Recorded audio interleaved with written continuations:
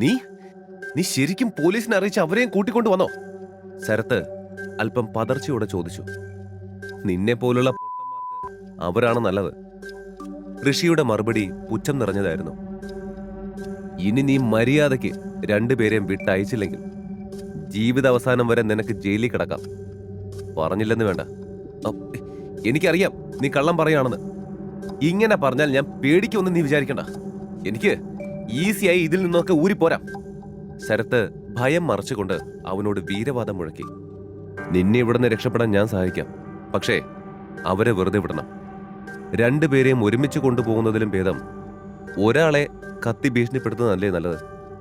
അപ്പോ നീ അവരെ വിട്ടേക്ക്. അവർക്ക് പകരം നീ എന്നെ ബന്ധിയാക്കിക്കോ. എന്നെ കൊല്ലുമെന്ന് കാണിച്ച് നീ അവരുടെ അടുത്തുനിന്ന് രക്ഷപ്പെട്ടോ. ഋഷി അങ്ങനെ ഒരു ആശയം മുന്നിൽ വെച്ചതും ആകെ പതറി നിന്ന ശരത്ത് അതിനോട് അല്പം ചായ്വ് കാണിച്ചു. അതേസമയം ഋഷി പറഞ്ഞത് കേട്ട് ശ്രീലക്ഷ്മി ആകെ ഞെട്ടി. ഋഷി, നീ എന്താ ഈ പറയുന്നേ? അതൊന്നും വേണ്ട. നീ ആദ്യം ഇവിടുന്ന് രക്ഷപ്പെടാൻ നോക്ക്, അവൾ പരിഭ്രമത്തോടെ പറഞ്ഞു. പക്ഷേ ദേവയാനി ഉടനെ അവളെ തടഞ്ഞു. ശേ ലച്ചു, നീ എന്തൊക്കെയായി പറയുന്നേ? നമ്മൾക്ക് രക്ഷപ്പെടണമെങ്കിൽ അവൻ പറയുന്ന പോലെ ചെയ്യണം. അവൻ നമ്മളെ രക്ഷിക്കട്ടെ. ഋഷി പറയുന്ന ശരി. സ്വന്തം ജീവൻ മാത്രം രക്ഷിക്കാൻ ശ്രമിക്കുന്ന തന്റെ അമ്മയെ അവൾ ദേഷ്യത്തോടെ നോക്കി. നീ അവിടെ എന്ത് നോക്കി നിൽക്കുക? പറഞ്ഞതുപോലെ ചെയ്യടാ. വേഗം ഞങ്ങളെ രക്ഷിച്ചിട്ട് നീ ഇവിടെ ഞങ്ങൾക്ക് പകരം ഇരിക്ക്, ഋഷിയോട് ദേവയാനി അമ്മ ആജ്ഞാപിച്ചു. ശരത് ഇതെല്ലാം നോക്കി നിൽക്കുകയായിരുന്നു. അപ്പോഴും അവന്റെ ഉള്ളിൽ മുഴുവൻ വീടിന് ചുറ്റും പോലീസ് ഉണ്ടെന്നുള്ള ഭീതിയായിരുന്നു. പോലീസ് അവിടെ വരുമ്പോൾ വർമാസ് കുടുംബത്തെയും വിവരം അറിയിച്ചിട്ടാണ് വന്നത്. ഒരു ലേഡി അസിസ്റ്റന്റ് കമ്മീഷണർ മുന്നോട്ട് വന്നു. അവളുടെ കീഴിൽ ഒരു ചെറിയ പോലീസ് സേന തന്നെ ഉണ്ടായിരുന്നു. ഏറെ വൈകാതെ മഹാദേവി വർമ്മയും കുടുംബത്തിലെ ചില പ്രധാന അംഗങ്ങളും അവിടേക്ക് വന്നു. ACP മാഡം, എന്താ ശരിക്കും സംഭവിച്ചത്? അവരിൽ ഒരാൾ ചോദിച്ചു. ശരത്തിന്റെ വീടിന് എതിർവശത്തുള്ള ഒഴിഞ്ഞ വീട്ടിൽ നിന്നും ബൈനോക്കുലറിലൂടെ നിരീക്ഷിക്കുകയായിരുന്നു പോലീസ്. ആ കിഡ്നാപ്പറിനോട് ഋഷി സംസാരിക്കുകയാണ്. എന്താ സംസാരിക്കുന്നതെന്ന് അറിയാൻ വയ്യ, പോലീസുകാരൻ ആ ദൃശ്യം നോക്കിക്കൊണ്ട് പറഞ്ഞു. അവരെ തട്ടിക്കൊണ്ടുപോയ ആൾ ആരാണെന്ന് പറയാമോ? മഹാദേവി സംശയത്തോടെ ചോദിച്ചു. ആ തട്ടിക്കൊണ്ടുപോയ ആളുടെ പേര് ശരത് എന്നാ ഞങ്ങൾ അറിഞ്ഞത്. അവൻ നിങ്ങളുടെ ഫാമിലി ഫ്രണ്ട് ആണല്ലേ? ACP മാഡം അവരോടായി ചോദിച്ചു. എന്താ? ശരത്തിന്റെ പേര് കേട്ടതും അവരെല്ലാവരും ഒന്നടങ്കം ഞെട്ടി. മാഡം, നിങ്ങൾ ഈ പറയുന്നത് സത്യമാണോ? ശരത്ത് വളരെ നല്ല ചെറുക്കനാ. അവൻ ഇങ്ങനെ ചെയ്യുമെന്ന് എനിക്ക് വിശ്വസിക്കാൻ കഴിയുന്നില്ല, മഹാദേവി ഉറപ്പിച്ചു പറഞ്ഞു. ഇത് നിങ്ങൾക്ക് പുതിയതായിരിക്കും, പക്ഷെ സത്യമാണ്. എപ്പോഴും ഇത്തരം കുറ്റകൃത്യങ്ങളിൽ ഏർപ്പെടുന്നവർ കൂടുതലും വിക്ടിംസിനും ഫാമിലിക്കും അടുത്തറിയാവുന്നവരോ നല്ലവരെന്ന് കരുതുന്നവരോ ആയിരിക്കും. മാഡം, അവർ ബന്ദികളെ കൈമാറുന്നതിനെ കുറിച്ചാണ് സംസാരിക്കുന്നതെന്ന് എനിക്ക് തോന്നുന്നു. ഋഷി അവിടെ അവർക്ക് പകരം ബന്ദിയാവും. പകരമായി ആ അമ്മയെയും മകളെയും പുറത്തുവിടാനാണ് പ്ലാൻ എന്ന് തോന്നുന്നു. ബൈനോക്കുലറിലൂടെ നിരീക്ഷിച്ചു കൊണ്ടിരുന്ന പോലീസ് അവരുടെ ചുണ്ടുകൾ അനങ്ങുന്നത് ശ്രദ്ധിച്ചുകൊണ്ട് അറിയിച്ചു. അത് നന്നായി. ഈയൊരു പ്രാവശ്യമെങ്കിലും ആ ഋഷിയെ കൊണ്ട് കുടുംബത്തിന് എന്തെങ്കിലും ഒരു ഉപകാരം ഉണ്ടാവട്ടെ, മഹാദേവി അല്പം പോലും മനുഷ്യത്വമില്ലാതെ പറഞ്ഞു. ശ്രീലക്ഷ്മി ഋഷിനെ അവിടെ വിട്ടു പോകാൻ സമ്മതിക്കാതെ കരയുകയും ബലം പിടിക്കുകയും ചെയ്യുകയായിരുന്നു. പക്ഷേ ദേവയാനി തന്റെ സകല ബലവും ഉപയോഗിച്ച് അവളെ പുറത്തേക്ക് കൊണ്ടുവരാൻ നോക്കുകയാണ്. മിനിറ്റുകൾ പിന്നിട്ടു. ഋഷിയും ശരത്തും സംസാരിക്കുന്നത് പോലീസ് ബൈനോക്കുലറിലൂടെ നോക്കുന്നുണ്ടായിരുന്നു. പെട്ടെന്ന് അവരുടെ പെരുമാറ്റത്തിൽ മാറ്റം വന്നു. ദൈവമേ! അവരെ നിരീക്ഷിച്ചു കൊണ്ടിരുന്നയാൾ അറിയാതെ നിലവിളിച്ചു പോയി. ഓ, നീ വലിയ ഹീറോയാണെന്നാവും നിന്റെ വിചാരം. ഇവരെയൊക്കെ നീ ഇങ്ങനെ രക്ഷിക്കാൻ ശുഷ്കാന്തി കാണിക്കുമ്പോ നീ ഒരു കാര്യം മറക്കരുത്, നീ എന്റെ അടുത്ത് പെട്ടുപോവുകയാണെന്നുള്ള കാര്യം. എന്തായാലും നിന്റെ ആഗ്രഹം ഞാൻ നടത്തിത്തരാം. നീ ഇങ്ങോട്ട് വാടാ. ഋഷിയുടെ പ്ലാൻ വർക്കൗട്ട് ആയതുപോലെ ശരത്ത് അവനെ ബന്ദിയാക്കി അവരെ പുറത്തുവിടാൻ തയ്യാറായി കഴിഞ്ഞിരുന്നു. ഋഷി ഒരു മടിയും കൂടാതെ വേഗം അവന്റെ അരികിലേക്ക് ചെന്ന് രണ്ട് കൈയും പൊക്കിപ്പിടിച്ചു. ഋഷിയുടെ കഴുത്തിനടുത്തേക്ക് കത്തി പിടിച്ചുകൊണ്ട് ശരത്ത് ശ്രീലക്ഷ്മിയെ തന്റെ പിടിയിൽ നിന്നും മോചിതയാക്കി. ദേവയാനിയുടെ കൈകൾ രണ്ടും സ്വതന്ത്രമാക്കപ്പെട്ടിരുന്നു. അതോടെ അവർ ശ്രീലക്ഷ്മിയെ പിടിച്ചു വലിച്ച് പുറത്തേക്ക് നടക്കാൻ തുടങ്ങി. അപ്പോഴാണ് ശ്രീലക്ഷ്മിയുടെ കവിളിൽ സിഗരറ്റിന്റെ പൊടി പറ്റിയ ഒരു കൈയടയാളം ഋഷി കാണുന്നത്. അത് കണ്ടപ്പോൾ തന്നെ ശരത്ത് ചെയ്തതാണ് അതെന്ന് അവന് മനസ്സിലായി. ആ നിമിഷം ഋഷിയുടെ ഉള്ളിൽ നിറഞ്ഞ ദേഷ്യം ആരും കണ്ടില്ല. അമ്മേ, പ്ലീസ് വിടന്നെ, എനിക്ക് പോണ്ട. നമ്മളെ രക്ഷിച്ചതുകൊണ്ടാ ഋഷി ഇപ്പോ ഈ ഭ്രാന്തന്റെ മുമ്പിൽ പെട്ടത്. ഋഷി അവിടെ വിട്ട് എനിക്ക് വരാൻ പറ്റില്ല. എന്റെ കൈ വിടമ്മ. ഋഷിയെ അവൻ വല്ലതും ചെയ്താലോ? ശ്രീലക്ഷ്മി കണ്ണീരോടെ പറഞ്ഞു. എന്നാൽ അതൊന്നും ദേവയാനിയെ ഒരു തരത്തിലും ബാധിച്ചില്ല. അതിനല്ലേ ഇവിടെ പോലീസ് നിൽക്കുന്നത്. അവരവനെ രക്ഷിച്ചോളും. നീ വെറുതെ ഒക്കാത്ത പണിക്ക് പോവരുത്. അവന് കുഴപ്പമൊന്നും വരില്ല. നീ ഇങ്ങോട്ട് വന്നേ. ദേവയാനി അതും പറഞ്ഞുകൊണ്ട് ശ്രീലക്ഷ്മിയെ ബലമായി തന്നെ ആ വീട്ടിനുള്ളിൽ നിന്നും പിടിച്ചു വലിച്ച് പുറത്തേക്കിറക്കി. പുറത്തിറങ്ങിയപ്പോൾ മഹാദേവിയും മറ്റ് ബന്ധുക്കളും ചുറ്റും നിൽക്കുന്നത് അവർ കണ്ടു. ദേവയാനി, ശ്രീലക്ഷ്മി, നിങ്ങൾക്ക് രണ്ടുപേർക്കും കുഴപ്പമൊന്നുമില്ലല്ലോ അല്ലേ? മഹാദേവി ആശങ്കയോടെ ചോദിച്ചു. കുഴപ്പമൊന്നുമില്ലമ്മേ. ദേവയാനി ഒന്ന് നിശ്വസിച്ചുകൊണ്ട് പറഞ്ഞു. എങ്കിൽ വാ, നമുക്ക് പോവാം. ഈ സ്ഥലം അത്ര സേഫ് അല്ല. നമുക്ക് പെട്ടെന്ന് പോവാം. മുത്തശ്ശി അവരോടായി അത് പറയുമ്പോഴേക്കും ഒരു കാർ അവർക്ക് മുമ്പിലേക്ക് വന്നിരുന്നു.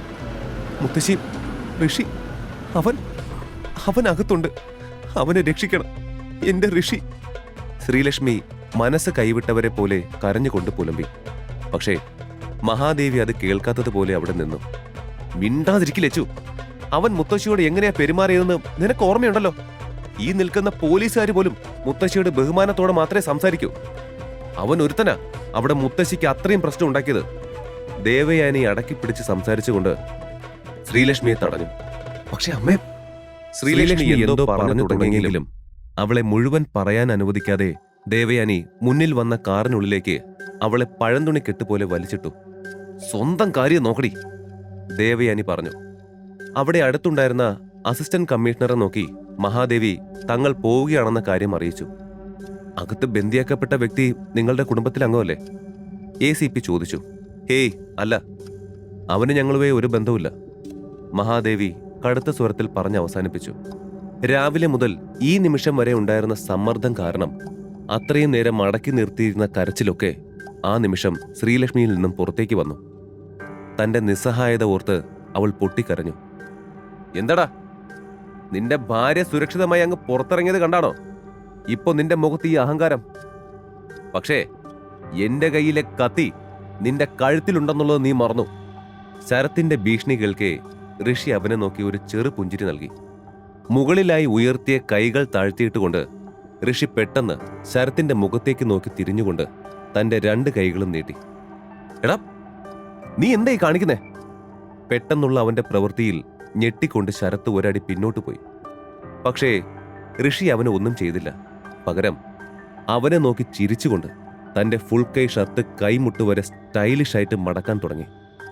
അവന്റെ ആ പ്രവൃത്തിയോട് എങ്ങനെ പ്രതികരിക്കണമെന്ന് ശരത്തിന് അറിയില്ലായിരുന്നു. അവൻ ടെൻഷനോടെ കത്തി കയ്യിൽ മുറുകെ പിടിച്ചു. ഋഷി ചുറ്റും നോക്കി. തൊട്ടടുത്ത് ഒരു കസേര കിടക്കുന്നു. അവൻ ഒരു കൈകൊണ്ട് അത് വലിച്ച് തന്റെ അടുത്തേക്കിട്ടുകൊണ്ട് കാലിന്മേൽ കാല് കയറ്റി അല്പം അഹങ്കാരത്തോടെ തന്നെ ഇരുന്നു. ഡാ, എന്താണ് നീ കാണിക്കുന്നത്? നീ ഇന്ന് ഇവിടുന്ന് ജീവനോടെ പോവില്ല. ധൈര്യം സംഭരിച്ചുകൊണ്ട് ശരത്ത് കത്തിയെടുത്ത് ഋഷിയെ കുത്താൻ പോയി. ഒറ്റ രാത്രി കൊണ്ട് നിന്റെ ബിസിനസ് എല്ലാം പൊളിഞ്ഞ് നീ എങ്ങനെ ഒന്നുമില്ലാത്തവനായെന്ന് നീ ചിന്തിച്ചില്ലേ ശരത്തെ? ഋഷിയുടെ ചോദ്യം മുന്നോട്ടേക്ക് കത്തിയും കൊണ്ടുവന്ന ശരത്തിനെ പിടിച്ചു നിർത്തിയതുപോലെ നിശ്ചലമാക്കി. നീ നീ അതെങ്ങനെ അറിഞ്ഞു? അവൻ ശബ്ദമിടറിയതുപോലെ ചോദിച്ചു. ശരത്ത് ആരോടും അക്കാര്യം പറഞ്ഞിരുന്നില്ല. അല്പം മുമ്പ് ദേഷ്യം വന്നപ്പോൾ അവൻ ശ്രീലക്ഷ്മിയോട് അക്കാര്യം വിളിച്ചു പറഞ്ഞിരുന്നു. അതല്ലാതെ ഇത് മറ്റൊരാൾ പോലും അറിഞ്ഞിരുന്നില്ല. ശരത്ത് ആശയക്കുഴപ്പത്തോടെ അവനെ നോക്കി.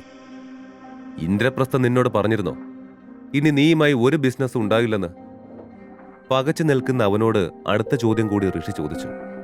അതോടെ കത്തി പിടിച്ച ശരത്തിന്റെ കൈ താനേ താഴ്ന്നു. അങ്ങനെ പെട്ടെന്ന് നിന്നോട് ഇത് പറയണമെങ്കിൽ ആ കുടുംബത്തിൽ ആരെയോ നീ വെറുപ്പിച്ചെന്ന് തോന്നുന്നല്ലോ. ഋഷി ചോദിച്ചത് കേട്ട് ശരത്ത് ഒന്നും മിണ്ടിയില്ല. അതാരാണെന്ന് നിനക്ക് ഇപ്പോഴും കണ്ടുപിടിക്കാൻ കഴിഞ്ഞിട്ടില്ലല്ലോ അല്ലേ? വീണ്ടും ഋഷിയുടെ ചോദ്യം ശരത്തിന്റെ തല കുനിപ്പിച്ചു. അതേസമയം എതിർ കെട്ടിടത്തിൽ നിൽക്കുന്ന ACP ഈ കാഴ്ചയൊക്കെ കണ്ട് അമ്പരന്ന് നിൽക്കുകയായിരുന്നു. അവിടെ നടക്കുന്നതൊക്കെ കണ്ടിട്ട് തട്ടിക്കൊണ്ടുപോയയാൾ ഇപ്പൊ ബോധം കെട്ട് വീഴുമെന്ന് തോന്നുന്നു. എന്തായാലും നിങ്ങൾ ഓൺ പൊസിഷനിൽ നിൽക്കണം, ജാഗ്രതയോടെ. എന്തെങ്കിലും പ്രൊവോക്കേഷൻ ഉണ്ടായാൽ മുട്ടിന് താഴെ വെടിവെക്കുക. പക്ഷേ കത്തിമുനയിൽ നിന്ന ആൾ ഇപ്പോ എങ്ങനെയാ കസേരയിലിരിക്കുന്നേ? അവിടെ എന്താണ് സംഭവിക്കുന്നതെന്ന് അറിയാൻ ACPക്കും വളരെ ആകാംക്ഷയുണ്ടായിരുന്നു. ഇതൊക്കെ നിനക്കെങ്ങനെ അറിയാം? ശരത്ത് തീർത്തും പരിഭ്രമത്തോടെ ഋഷിയെ നോക്കി ചോദിച്ചു. ഞാൻ അറിഞ്ഞില്ലെങ്കിൽ വേറെ ആരാ ശരത്തെ അറിയുന്നേ? കാരണം നിന്നെ ദ്രോഹിക്കുന്ന ഇന്ദ്രപ്രസ്ഥത്തിലെ ആൾ ഞാനാണല്ലോ, ഋഷി ഗൗരവത്തോടെ പറഞ്ഞു. ശരത്തിന്റെ കയ്യിൽ നിന്നും കത്തി തെന്നി താഴെ വീണു. കുടുംബത്തിൽ നിന്നും ഇറക്കി വിട്ടത് കാരണം സ്വന്തമായി തന്റെ പേരിൽ അറിയപ്പെടാതെ അവന്റെ വീട്ടുപേരും കാര്യങ്ങളും വെളിപ്പെടുത്തില്ലെന്ന് ശബ്ദം ചെയ്തിരുന്ന ഋഷി അവന്റെ പ്രതിജ്ഞ പൂർത്തീകരിച്ച ശേഷം ഇന്ന് ആദ്യമായി തന്റെ വ്യക്തിത്വം വെളിപ്പെടുത്തി. ഋഷിയുടെ ജീവിതം മുഴുവനായി തന്നെ അറിയാം ഇനി പോക്കറ്റ് FM-ലൂടെ.